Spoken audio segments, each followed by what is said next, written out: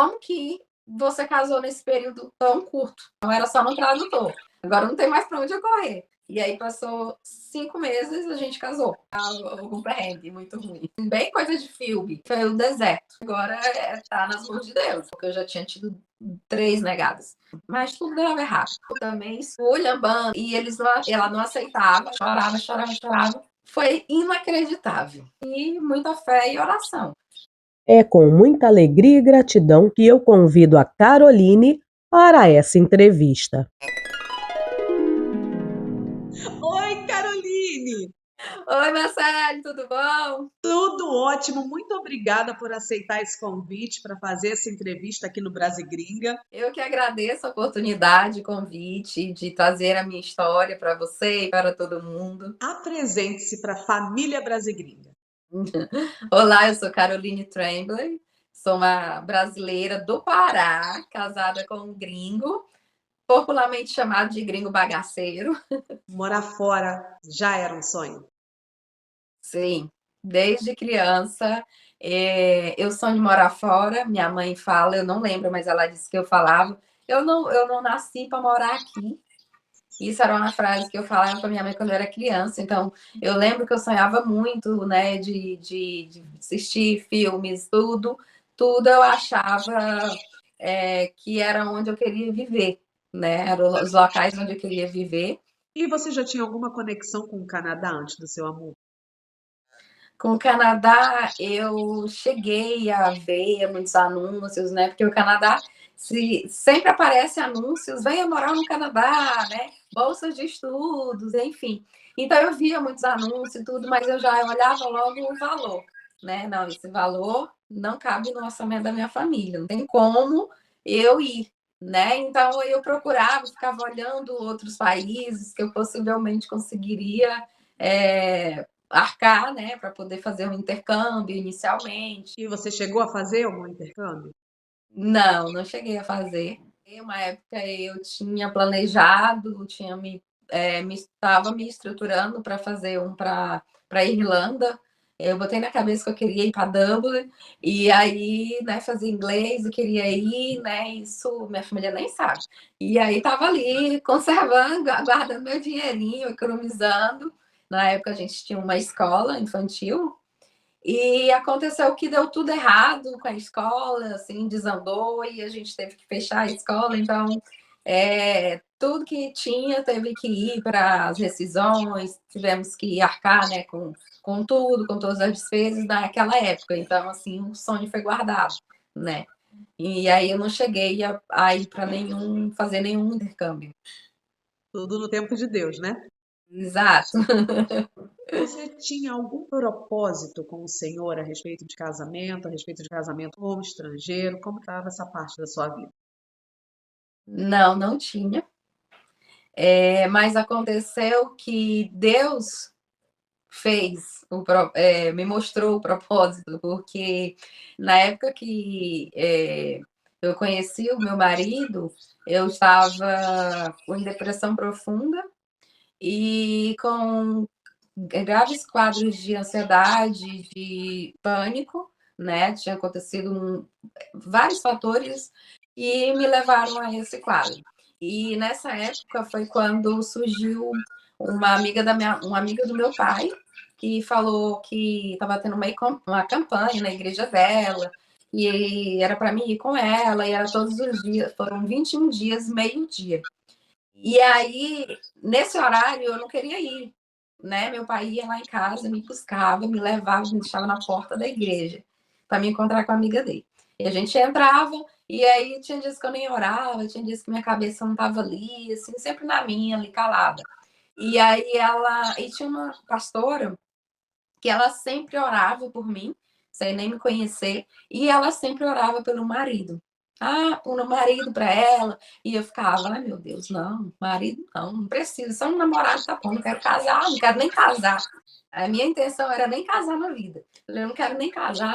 E aí ela vinha e falava, vem essa senhora orar de novo para me casar. Era assim, sabe? E ela todos os dias ela orava pro meu casamento. Eu ficava encucada com aquilo.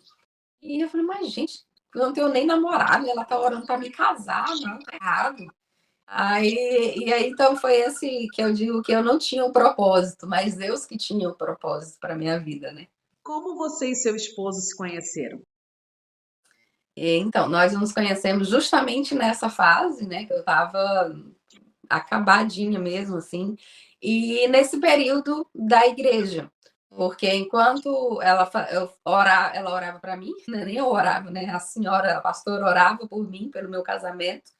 E nessa fase, como eu tinha tido desilusões, então não queria nem saber de ninguém, né? Então eu voltei para casa, voltava para casa, assim, e eu não dormia.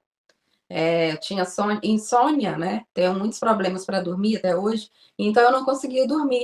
E aí eu virava à noite na internet, e uma vez apareceu um anúncio, um banner um anúncio de um site de relacionamentos com gringos. Aí eu falei, vou entrar por curiosidade, né? Entrei, me cadastrei e só fiquei olhando assim as fotinhas do pessoal e pronto, esqueci. Simplesmente eu não entrei de novo mais no aplicativo. E aí passou, acho que uma semana, duas, não sei bem. E aí eu recebi um e-mail desse site dizendo que o meu marido, hoje o meu marido, queria falar comigo. Então, recebi um e-mail avisando que ele tinha dado match lá e queria conversar comigo. Aí tá. Aí eu fui lá, acessei tudinho, a gente começou a conversar pelo Skype. E aí, desde aí, a gente começou a conversar dia e noite, né? E assim, aquela coisa de conversar muito e tal, e detalhe que ele não fala português, e eu sei inglês, mas eu não escrevia bem inglês, então era só no tradutor. O Skype traduzia tudo, então vai tudo certo. E a gente ficou conversando, conversando, e aí foi nesse período que a senhorinha estava orando por mim, mas eu nem associava uma coisa a outra, nada, nada, não tinha nenhuma intenção mesmo. E aí foi passando, quando a gente já estava se falando há mais ou menos há 3 meses, a gente já estava se falando há 3 meses, né? A campanha durou 21 dias e depois disso parece que intensificou ali, a gente se falava muito mais. Até minha mãe já tinha visto ele pelo celular e tal. E aí passou uns 3 meses, aí ele falou: eu tô indo pro Brasil e eu quero te encontrar, te conhecer e tudo. Eu falei, então vem aqui para minha cidade. Não, mas aí eu olhava as passagens tipo, para chegar até a minha cidade, estava dando 4, 5 dias, né, de escalas e tal. Ele falou, o meu sonho é conhecer o Rio de Janeiro. Eu nunca fui no Brasil, eu quero ir no Rio, né? Eu sou de todo gringo. E aí ficamos nessa. Aí eu falei, então tá bom, vamos. Ele, você vai comigo, tudo. Eu falei, vou. E com aquele medo, né? Eu falei, meu Deus, é um estrangeiro, vai come, né? Acontece alguma coisa, ou me mata. E aí eu convidei uma tia minha para ir, na época minha tia não dava para ela ir, e aí eu ficava preocupada, e ele comprou as passagens, tudinho. E aí eu ia falando com a minha mãe aos poucos, mãe, sabe aquele fulano? Aí quando já estava faltando mais ou menos uma semana para a viagem, aí eu avisei ela, falei, ó, a passagem está comprada, a gente vai se encontrar no Rio de Janeiro, aí ficou aquela loucura, né? O meu pai assim, surtando, meu Deus, essa menina é louca e tal. E minha mãe tem uma amiga no Rio de Janeiro, e aí minha mãe ficava mandando para amiga dela, ó, cara, vai chegar no voo tal horas e tal, eles vão ficar no hotel.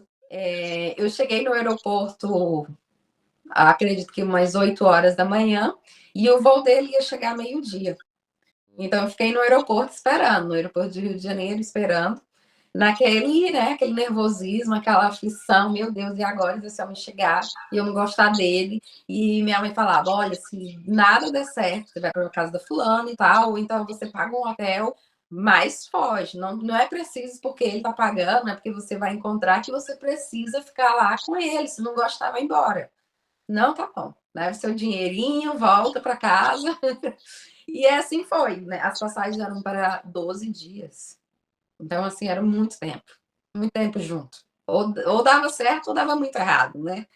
E aí, o primeiro momento foi esse, foi no aeroporto. Então, eu estava esperando ele chegar, quando ele chegou, e muito aflita. E detalhe, ele foi o último a passar pelo portão de embarque. Mas isso já digamos que já é uma tradição. Quando ele não perde voo, ele demora, ou ele se perde, ou ele perdeu alguma coisa. Sempre a viagem dele dá algum perrengue muito ruim. E aí foi isso. E aí quando ele veio, eu achava, vai ver, ele não vem mais. Eu já estava preocupada porque poderia ter acontecido alguma coisa, né? E já estava me preparando para ir falar com a aviação para ver se aconteceu alguma coisa com ele. E aí aí quando eu vejo ele todo destrambelhadinho, derrubando mala, do jeito dele. E aí veio assim, eu falei, ai, ele. Aí deu aquela calmaria, aquele nervosismo, meu Deus, e agora? Agora não tem mais para onde eu correr. E aí deu aquele sentimento assim muito, muito forte, a gente já se encontrou, já se abraçou. E deu, eu diria que ali a gente já sente, eu já sentia assim, nossa, eu estava esperando por ele, assim, sabe? E era 24 horas no meu telefone. Minha mãe, meu pai, minha tia, minha irmã, todo mundo. Todo tempo me monitorando. Você tá onde? Tá fazendo o quê? Você tá fazendo o quê? Tá em qual hotel? Era assim. Vai para que passeio? Tal hora. Tudo eles já sabiam. Só que quando eu cheguei primeiro no Rio, e quando a gente se encontrou, já foi aquela coisa assim de que já se conhecia, parecia que a gente se conhecia há muito tempo, aquela brincadeira, tudo, e assim, ele é muito, muito brincalhão. E aí, daí a gente já entrou já deu entrada no hotel, já fomos pra praia, todo mundo respeitador. E assim, e foi fluindo, sabe? E eu acho que ele tava com medo, ele disse que ele tava com medo de mim, eu com medo dele. A família dele tava com medo que eu fizesse alguma coisa com ele, e a minha família com medo dele. É igual ele, tipo, vamos viajar, eu não tinha visto ainda, vamos para tal lugar. Falei, não, você tem que vir primeiro no Brasil. Aqui é tipo, minha segurança, as minhas leis, eu conheço, eu sei me virar, né? Então tem que ter esse cuidado também. Quais outros cuidados que você teve para não cair em um dos muitos golpes da internet? Eu tive sempre o cuidado de saber o endereço, de saber o trabalho, de fazer essa pesquisa, por mais que eu não tinha muitas informações, né, assim, dele em si, eu sabia quem era ele pelo que ele falava. Então, assim, por que que ele está solteiro? Por que que até agora, em tudo isso a gente tem que pensar, né? É um príncipe que está me esperando. Não, isso não existe. Alguma coisa aí, né? Por que que desandou o casamento? Enfim, então eu tinha esse cuidado de sempre estar perguntando, né? A relação dele com a família, a relação dele com as filhas. Eu sempre ficava investigando ele assim de uma maneira para mim pegar ali, né? Tem uma malíciazinha para saber se perceber se ele estava mentindo ou não, né? Fazia a mesma pergunta uns 2, 3 dias depois para saber se era verdade. Então, esse cuidado assim de mentiras e muita fé e oração, né? Como que a sua família reagiu quando soube do seu romance? Olha, assim, foi eu diria que foi um divisor de águas, porque quando eu conheci ele, eu já comecei a mudar, né, a ficar mais alegrinha, já ter mais assim, de estar mais animadinha, né, porque eu me encontrava numa cama o tempo inteiro. Então, uma cama e um quarto escuro. Essa era o meu cenário, a minha realidade depressiva. E aí, quando eu o conheci, eu fui melhorando, né? Porque eu conversava com ele, eu já me ocupava mais, falava com ele, já me animava mais um pouquinho. E só por conversar, eu acho que você já tem uma. Já muda muito, né? Isso. Então, já sentia que conversando com ele, eu tinha alguém com quem eu pudesse conversar. Era isso. Eu precisava conversar e conversava, e não era alguém que me conhecia para saber apontar os meus defeitos, apontar as minhas falhas, então estava tudo bem por isso.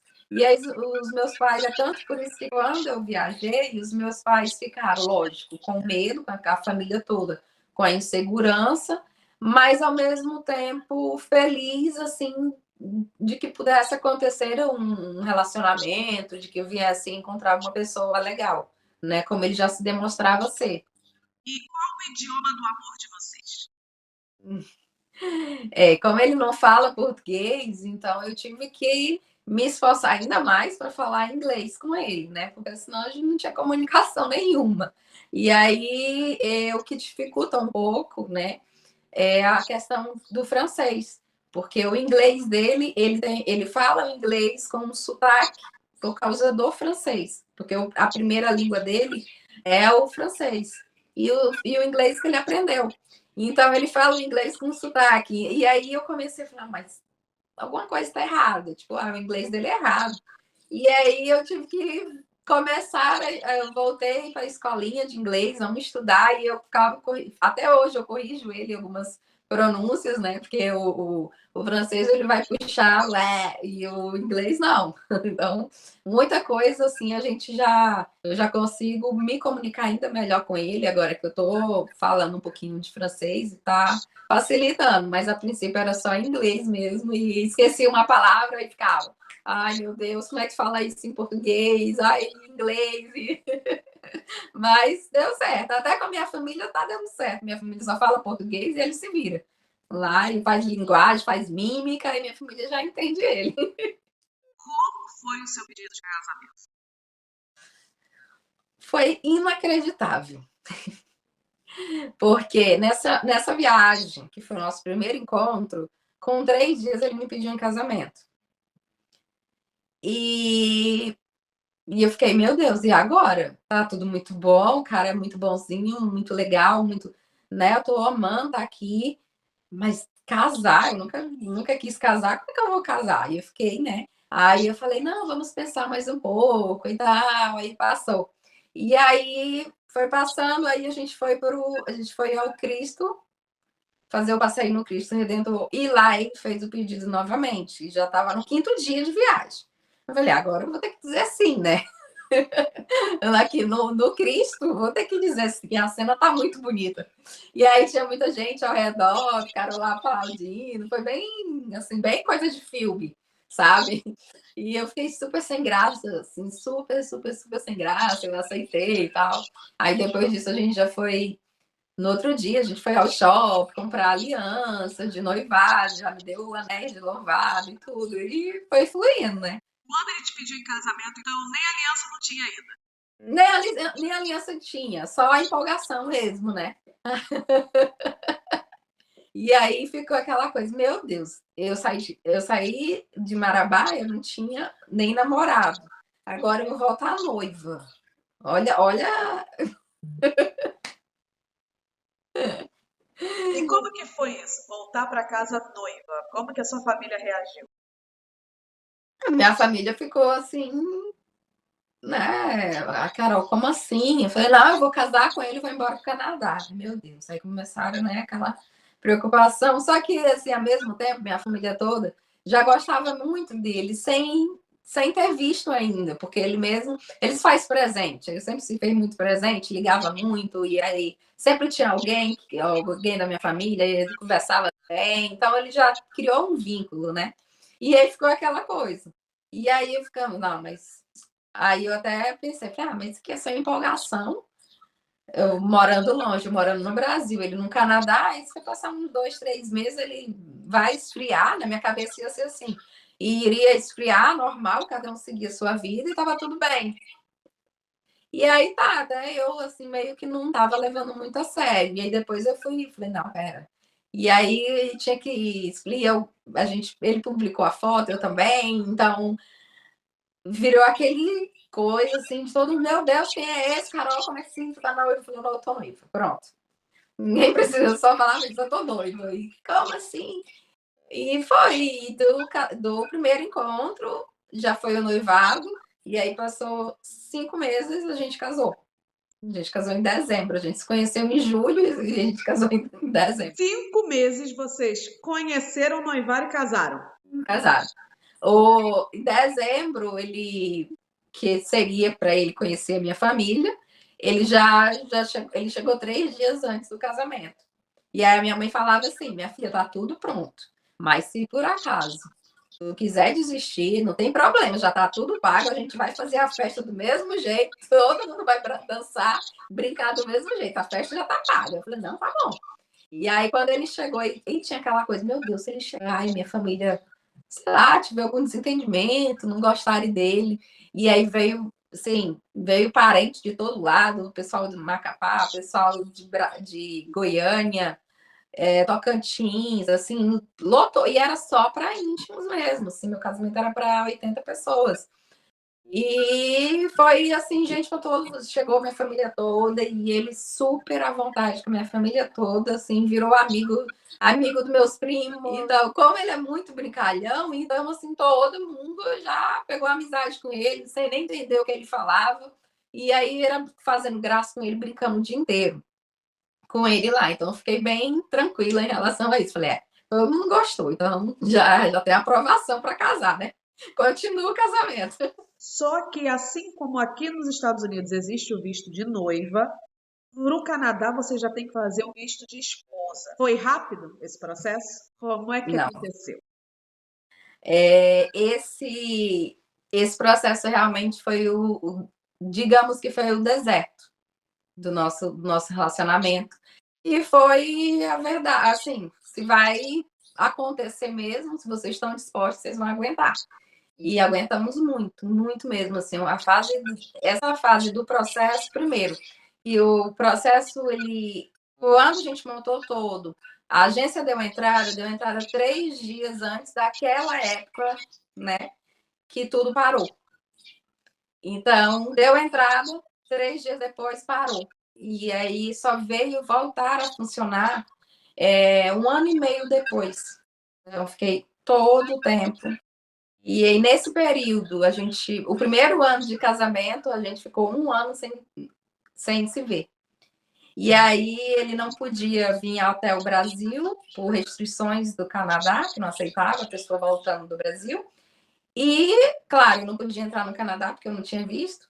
Então, vamos se encontrar. Aí ele teve a brilhante ideia de se encontrar no México. Vamos para o México. Aqui no canal tem um relato visceral onde a Carol contou tudo sobre o que aconteceu no México. Primeiro, termina de assistir essa entrevista, mas depois corre lá para assistir a outra, tá bom? Você, nessa parte burocrática de aguardar para ter a residência permanente, você teve que passar por alguma entrevista no consulado? Como é que é essa parte? Então, como eu falo, né, que o meu processo parece que foi o mais cabuloso, mais difícil do que dos outros que eu acompanhava. O que acontece? Geralmente não se pede entrevista.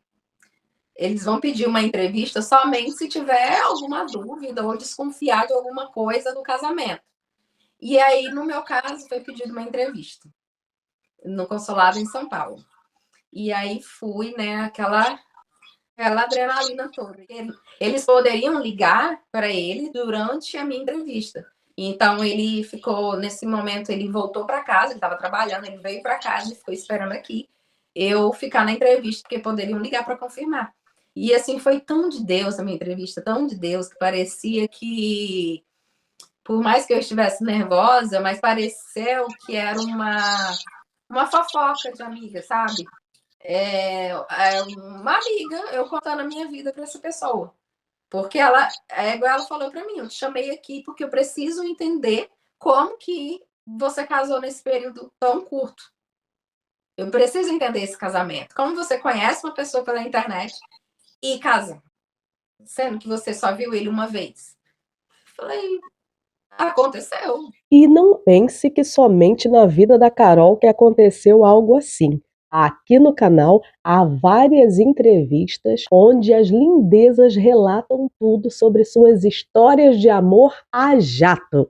Vou deixar nos comentários os links das outras entrevistas. Aí eu fui explicando como é que tinha sido. Ela foi perguntando como foi que eu conheci, perguntando da família, sendo que ela já tinha tudo aquilo ali, né? Todo aquele esboço, todo o relatório ela já tinha em mãos, que foi o processo quando a gente enviou. E antes de ir, eles pediram atualizações, né? Como você já está 2 anos em processo, como é que está esse relacionamento? Você ainda está casado? Como é que está? Então, eu tinha que fazer comprovações. Aí mandei comprovações financeiras, mandei as contas que a gente tem em comum aqui, né? Que tudo isso ele sempre foi muito cuidadoso já de fazer, né? E precisou. E aí mandei tudinho, mandei fotos de diversas viagens, família, tudo, tudo, tudo, tudo. Montei um dossiê de 25 páginas. E aí mandei. E aí quando eu cheguei lá, ela estava olhando. Percebi que ela estava olhando na hora. E aí foi perguntando, né? São duas entrevistadoras.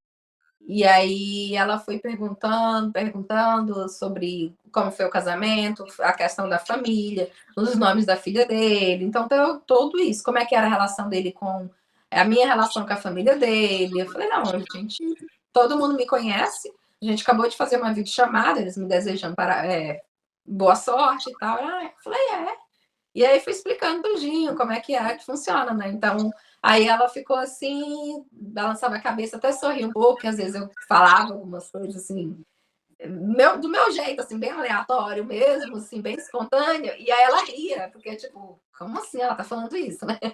E ela sorria, assim, olhava para o outro e sorria. E aí, tá, e no final ela falou assim, olha, muito obrigada por você ter vindo, essa entrevista foi realmente o, o como diria assim, eu precisava dessa entrevista para continuar o teu processo, agora sim. E eu não poderia te falar, mas você foi aprovada. E eu já saí louca. Ela falou, eu não poderia te falar isso, mas você foi aprovada, sim, nessa etapa que eu tô vendo que você está muito ansiosa para ir, mas eu vou te avisar que não vai sair agora, esse visto não vai sair agora. Aí eu falei, mas por quê? Ela falou, olha, se dependesse somente de nós aqui, a gente conseguiria, né, liberar, falta o quê? Atualizar exames, atualizar coisas bobas que você conseguiria me mandar e estava tudo certo. Só que não depende da gente. Aqui a gente só está fazendo a entrevista, vai voltar para o Quebec, vai continuar o processo. E aí assim foi. E aí isso foi em outubro de 2022. E aí passou 2023, um ano de entrevista. E eu falei, meu Deus, a Trevi foi aprovada. E eu esperei mais um ano naquela ansiedade de que eu sabia que tinha sido aprovado. Pelo menos eu já sabia que tinha dado certo. Mas poderia estar dando alguma coisa errada, porque não tinha saído então, até então, né? E aí foi isso. E aí foi sair em fevereiro de 2024. E aí eu tive que repetir. Quando eu fui lá com a entrevista, já atualizei os exames. E aí os exames valem um ano somente. Aí tive que. Aí passou e eu botei na minha cabeça que eu ia tirar o visto ia tentar novamente o visto de turista, porque eu já tinha tido 3 negadas. Eu falei, agora o quarto vai ser aprovado, porque algumas pessoas que tinham esposa, esse mesmo caso, estava sendo aprovado. Eu falei, pois agora vai. E aí, quando foi em janeiro, eu comecei a reunir documento, fazer tudo, mandar para traduzir, gastando com tradução, que eu não queria, a gente não ia pagar assessoria, né? E era muito fácil para fazer. Eu falei, vou fazer tudo aqui, é só turista mesmo. Pelo menos para não dizer que não tentei. E ele me dando pressão que eu tinha que fazer e tal. E aí montei todo o processo, mas tudo dava errado. E estagiava na Defensoria Pública, peguei o defensor fez para mim um documento que era um motivo que eu tinha que voltar e tal, então era forte, era trabalhando na Defensoria Pública, a faculdade, enfim, fui fortalecendo meus vínculos e os documentos vinham errados. Vinha datas erradas, vinha nome errado, vinha coisa que tinha que voltar, que tinha que refazer, aí mandava para a faculdade para fazer de novo, mandei para o defensor, aí mandava para traduzir, incrível, assim, o janeiro para mim assim foi um mês assim horrível, porque eu estava muito ansiosa para resolver, não conseguia e não dava certo. E aí quando só que eu fazia sempre e falava, enquanto eu ia fazendo, eu falava, Deus, eu estou fazendo isso aqui, mas o que eu quero e o que eu preciso é minha residência.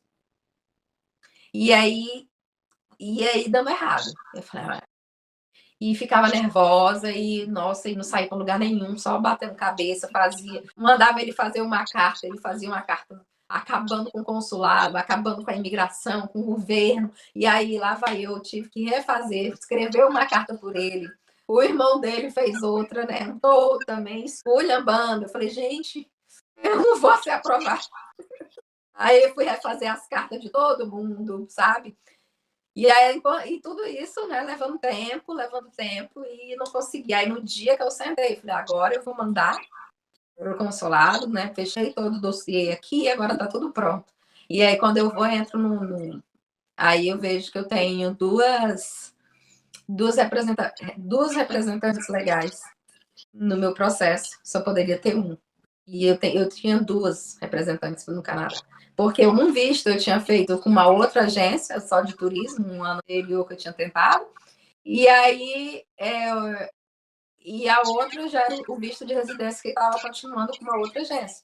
E aí ficou as 2 me representando, então já estava divergindo as informações. E quando eu entrei, que eu ia fazer sozinha, para mim poder fazer meu processo sozinha, as 2 tinham que se desvincular. A que fez o visto turista, tá tudo certo. Ela até mandou para mim tudinho, falou, não, tá aqui, você vai fazer assim, me explicou como fazer. A que estava com o processo de residência falou, a agência falou, se eu desvincular, se eu desvincular, o seu processo vai ser cancelado. E eu falei, não, passa para mim, não. E ela não aceitava, a agência não aceitava passar o processo para mim continuar, porque não tinha mais o que fazer. Era só esperar, eles não aceitavam passar para mim. Ou desvincular, ou eu desvinculava total e ela cancelava o meu processo, ou eu não fazia. Ou eu fazia o visto de turista com ela. Eu tinha que pagar eles para eles fazerem o meu visto, porque ela que era minha representante, eu não poderia fazer.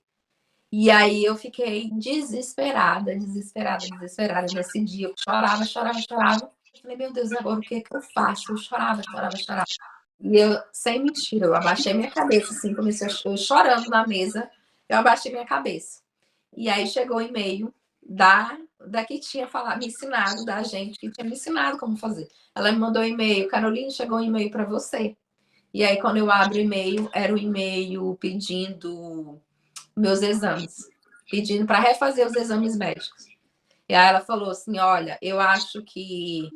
Ela pegou e me mandou assim: eu acho que teu visto já está saindo, a tua residência já vai sair, porque se eles estão pedindo para atualizar o exame médico, é porque você não pode ir sem os exames estarem em dias. Faz o exame o mais rápido possível e esquece de turista. Se você faz o exame, se demorar uns 2, 3 meses não te chamarem, e aí aí você dá a entrada. Eu falei, então tá bom. E aquilo ali me deu um alívio assim tão grande, porque eu estava numa tormenta, assim, eu chorava, já estava chorando, agradecendo a Deus. Falei, meu Deus, agora. E agora? E era semana de carnaval, então o local mais próximo para eu fazer os exames era em Brasília, né? Eu moro no Pará, era em Brasília. E aí liguei para Brasília, agendei na clínica tudinho, aí terminou o carnaval, acho que quarta, quinta, sei lá. No outro dia eu já estava em Brasília. E aí fui fazer os exames. Quando eu fui fazer os exames, a máquina quebrou. Não, assim, máquina quebrou, máquina de ressonância. Não estava imprimindo, eu precisava do CD, enfim. E aí eu fiquei tão ansiosa que eu desenvolvi várias aftas e fiquei com muita. Tive infecção urinária, tudo assim, tudo juntinho. Só de ansiedade, que foi me gerando. E aí eu precisei tomar antibiótico. E o antibiótico poderia alterar os exames de sangue. Minha preocupação era no exame de sangue. Eu falei, meu Deus, o exame de urina. E aí, quando eu entrei, e aí peguei. No dia que eu cheguei em Brasília, eu comecei uma gripe assim, daquelas que congestionou tudo, que eu não consegui. Eu sentei, eu dormi sentada.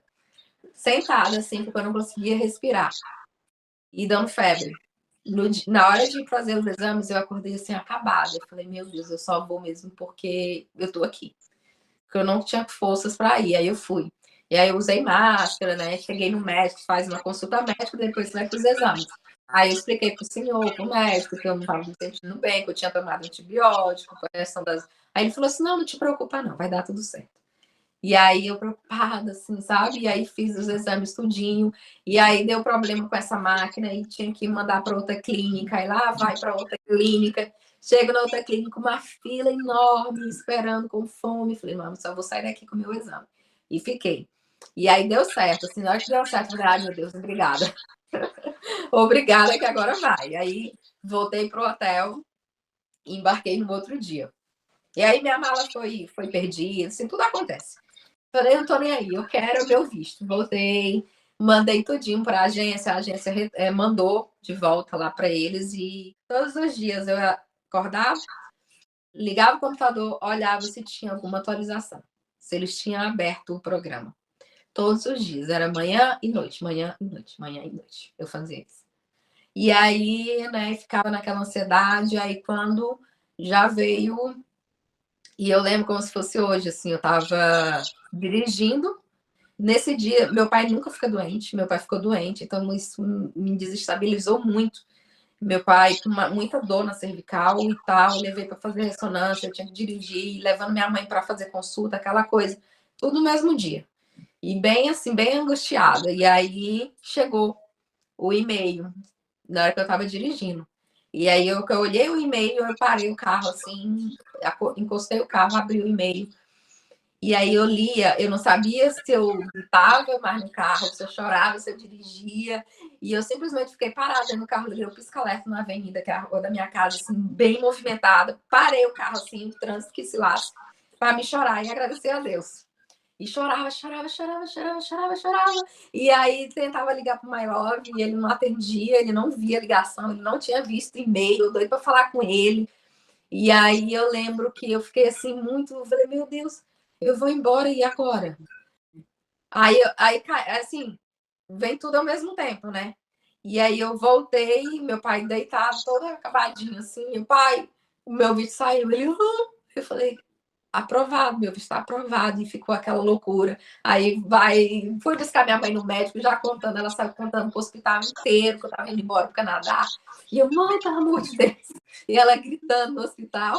E aí fiquei um mês e o My Love aqui me dando pressão que eu tinha que ir embora. Na cabeça dele, eu tinha que receber o meu passaporte e no outro dia vir embora.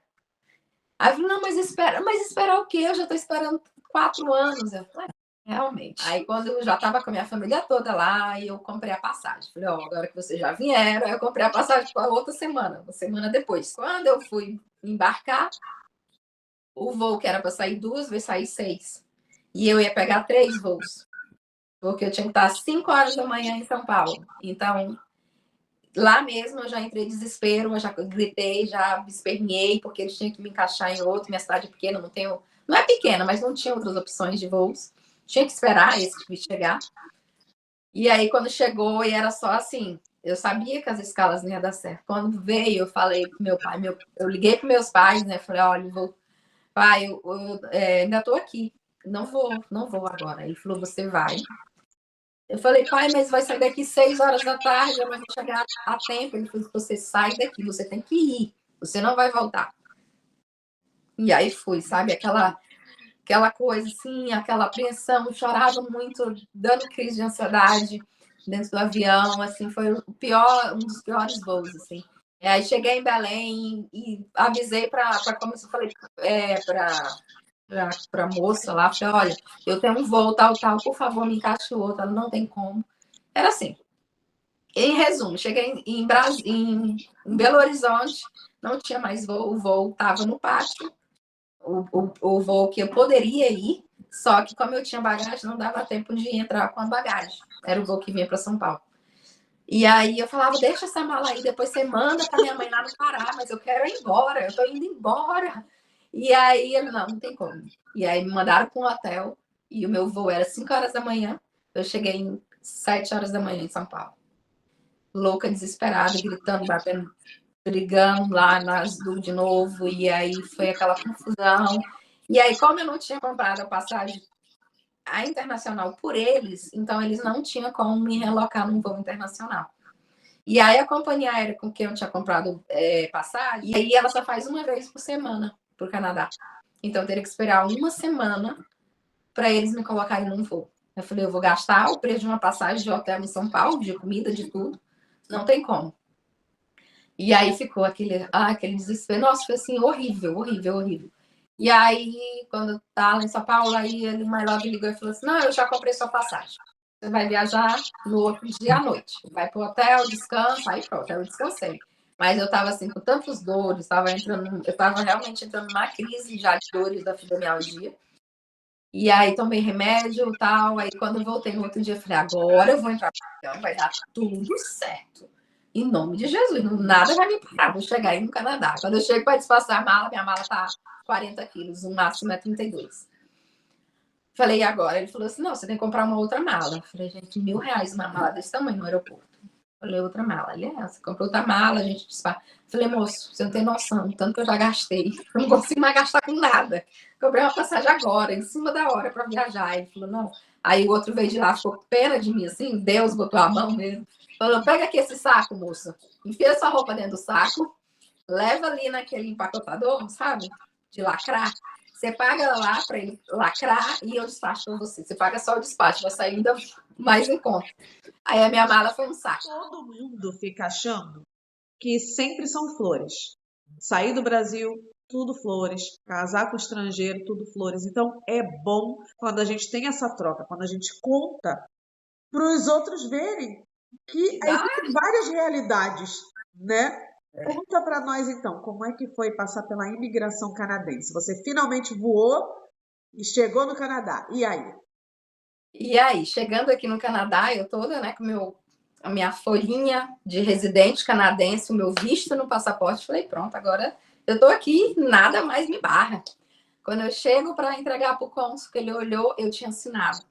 E ele mandou, e ele perguntou por que eu assinei. Eu falei, porque era o meu nome. Ele falou, onde você assinou? Eu falei, ontem. Ele falou, você tem que assinar aqui para mim. Volta. Ele falava inglês comigo, volta. Eu olhava para a cara dele assim, volta. Eu falei, não. Ele volta. E eu falei, como que eu vou voltar? Esse homem tá louco? Eu falei, não. E eu fiquei lá em pé, olhando para a cara dele. Ele falou, senta ali. Qual o idioma que você fala? Eu não conseguia mais falar, era nada. E aí ele começou a digitar no Google Tradutor para mim. Eu falei que era português, ele falava, eu escrevia no Google Tradutor e botava para me ler, que era para me sentar, que depois ele ia me chamar. Ele esperou, ele fez eu esperar todo mundo que estava lá passar. E eu sentada, e o celular não podia usar, não pode usar celular, né? E eu pensava, my love deve estar desmaiando lá fora. E aí, sei que foi até quando chegou a minha vez, a última. Ele pegou uma folha, ele imprimiu. Era só ele imprimir, para que esse drama todo? Ele imprimiu uma nova folha, pediu para mim assinar, eu assinei. E aí foi perguntar se eu ainda era casada, para onde que eu ia. Quando eu saí, mas ela estava louco, né? Quase 40 minutos depois, só eu saindo, todo mundo já tinha saído, só eu saindo do portão. E aí foi assim que eu cheguei por aqui. Qual foi a sensação de finalmente atravessar aquele portão, ver seu amor, estar no Canadá finalmente? Como é que foi isso? Nossa, é uma sensação assim indescritível, porque ao mesmo tempo de reencontrá-lo, de falar, eu cheguei, nós conseguimos, nós vencemos, assim, aquela coisa assim de que para trás ficou, sabe? Para mim estar aqui ficou a minha maior parte, que é a minha família, meus amigos, quem eu sou ficou, né? Uma parte de mim ficou para mim poder chegar.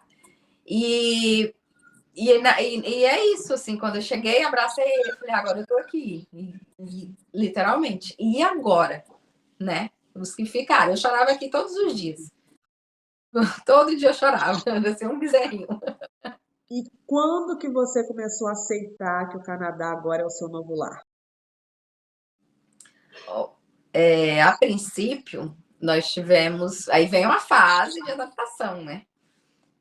Casados há quase 5 anos, nunca moramos juntos. Nossa vida só era de viagens, a gente só viajava, então viagem é tudo muito bom, né? Tudo mil maravilhas, é lua de mel. E aí cheguei bem numa época que ele estava em transição de trabalho, de empresas, e a empresa não estava muito legal, e aí ele estava naquela preocupação, meu Deus, o que eu vou oferecer para ela, porque ela chegou agora e eu não estou nas mesmas condições que sempre esteve. E aí, para ele foi muito difícil aceitar que eu estava aqui e que ele não podia fazer o que ele gosta de fazer, me levar para um lugar mais caro, sabe, de esbanjar, esse é o que ele gosta, né? O que ele pode, quando ele pode, né? E ele não estava podendo. Então, ele teve esse período, então eu ficava muito tensa por conta dele. E aí a gente foi se adaptando nessa situação, te acalma, vai aparecer, você vai conseguir esse outro emprego que é uma empresa melhor. Chegou uma proposta assim milionária para ele, mas a proposta milionária era para ele se mudar na outra semana para o norte de Quebec, que era uma vila, se chama Nunavut. Ela é uma vila mesmo, uma vilinha, que está em construção, que ele ia para construir, acho que era uma escola, alguma coisa. Essa empresa convidou ele. E assim, era o que iria salvar financeiramente, o que a gente conseguiria comprar a nossa casa, conseguiria. Mas aí era só ele que poderia ir. Eu teria que ficar aqui. E aí, como que eu acabei de chegar, na outra semana ele vai embora, eu sem saber nada, sem nem saber andar na rua, sem nada, nada, nada. E aí ele falou, não ficou muito, muito atentado aí, né? O que realmente seria bom financeiramente, mas era para ficar 20 dias lá.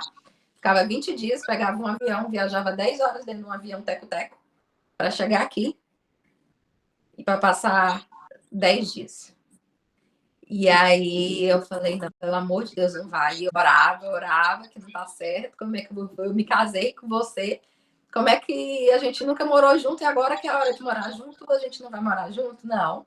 E aí foi assim, sabe? E graças a Deus apareceu outra oportunidade, com salário normal, mas pelo menos ficamos juntos. E a gente teve muitos desafios assim de convivência. É muito difícil uma pessoa que morou sozinha praticamente muitos anos e chegar outra com outros costumes, outros com tudo novo, né? Tipo, a minha comida é diferente do que ele é acostumado a comer, então eu fazia comida, às vezes ele não gostava. Ah, e assim foi indo. Hoje eu não tô mais nem aí. Se não gostou, pois então vamos lá fazer esse sanduíche. Vou lá e faço o sanduíche dele que ele gosta, ou ele mesmo faz. Ele também é muito tranquilo em relação a isso. Mas foi difícil esse primeiro momento, assim. E aí que vinha aquela, né, o caçula. Aí que eu vim ver o quanto que eu era ainda mais mimada. Tudo que eu tenho para fazer, o meu pai me levava para fazer. O meu pai resolveu por mim. Não sei o que, vou com a minha mãe. Vou com meu pai. Muito mimada. Filha caçula, a única dentro de casa, mesmo casada, mas morava lá com eles. E eu tinha eles para tudo, para fazer tudo. Minha mãe fazendo comida. Aí aqui eu descobri que eu sei cozinhar. Eu até postava, faço alguma coisa, eu mando. Mãe, te enganei, eu sei cozinhar. E aí, assim, a sobrevivência, descobri que eu sei cozinhar, que eu sei limpar a casa, que eu sei organizar, sabe, fazer compras no supermercado. E foi a necessidade. Você e ele, vocês têm uma diferença grande de idade ou é próximo? Como é que é? Tem uma grande diferença de idade. E aí vem aquela diferença de costumes, né? Eu fiz isso a vida inteira, você vai chegar e vai mudar. Então, ou então ele vem e fala, não, mas tem que fazer assim, não, mas tipo, sabe? Aí a gente tem uma diferença aí de 25 anos. É muito, muito. Aí vem aquela coisa, né? Um velho rico gringo. E eu nem me importo, e ele muito menos. A gente se dá tão bem, assim, de quem vê, assim, vê. E aí, tanto que no meu Instagram, eu sempre posto alguma coisa e tal. Então, como ele é muito alegre, ele é muito, sabe, assim, é muito dele, assim, de querer viver, brincalhão, tudo. Então, ele sempre parece que ele é mais novo. Então, para mim, eu até sempre falo, ele é um meninão, ele é um meninão. Você acha que seu marido já adquiriu alguma característica brasileira? Eu acho que meu marido ele só nasceu no país errado. Porque eu acho que ele é brasileiro. Porque eu sempre falo, ele gosta das bagaceiras, a gente apelidou ele de bagaceira, sabe? Se tiver uma festa em tal lugar, ele quer ser o primeiro a chegar, o último a ir embora. É igual o brasileiro mesmo, assim, de brincar, de ficar puxando gracinha com a minha família, essas coisas de piadinha, sabe? Que brasileiro tem, assim, de meme, ele é assim. Então, eu acho que ele tem uma alma muito brasileira, assim, de estar, sabe? Good vibes, que eu percebo que os canadenses são muito metódicozinhos, né? Muito, muito certinhos, vaga na garagem assim, carro não sei o que e tal. Eu vejo aqui que eu faço minhas coisinhas erradas, aqui minhas gambiarras na garagem e os vizinhos ficam tudo reclamando. Então, assim, é tudo muito certinho. E ele tem esse jeito mesmo brasileiro nosso, assim, de não tô muito, né? Tô mais pra folia. E como você foi recebida pela família? Eu fui recebida muito bem pela família dele. Eu achei que eu teria mais, assim, um pouquinho mais de